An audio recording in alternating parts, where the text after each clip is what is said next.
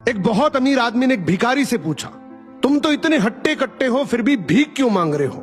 भिखारी बोला, साहब मेरे पास महीनों से कोई काम धंधा नहीं है, अगर आप मुझे नौकरी दें तो मैं भीख मांगना छोड़ दूंगा। अमीर बोला, मैं नौकरी तो नहीं दे सकता, लेकिन तुम मेरे बिजनेस पार्टनर बन सकते हो। मेरे पास एक चावल का प्लांट है, तुम चावल बाजार में सप्लाई करो और मुनाफा महीने के अंत में बांटेंगे। भिखारी ने कहा, लेकिन कैसे बांटेंगे? क्या मैं 20% लूंगा और आप 80%? अमीर बोला, मुझे सिर्फ 10% चाहिए, बाकी 90% तुम्हारा होगा, ताकि तुम जल्दी तरक्की कर सको। भिखारी ने जोरों से काम शुरू कर दिया।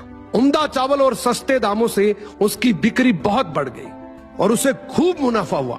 लेकिन जब मुनाफा बांटने का समय आया तो भिखारी ने सोचा, सारी मेहनत तो मैंने की है, तो अब अमीर आदमी को 10% क्यों दूं?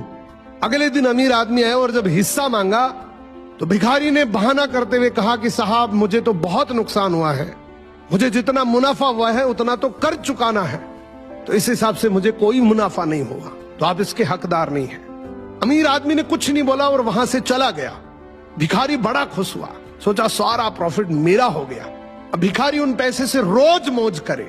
ऐसे करते करते उसके पास से सारे पैसे खत्म हो गए।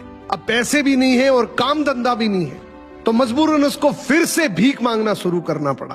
एक दिन वो अमीर आदमी उसके पास से गुजरा और उसको देखा, क्या ये तो फिर से भीख मांगने लग गया।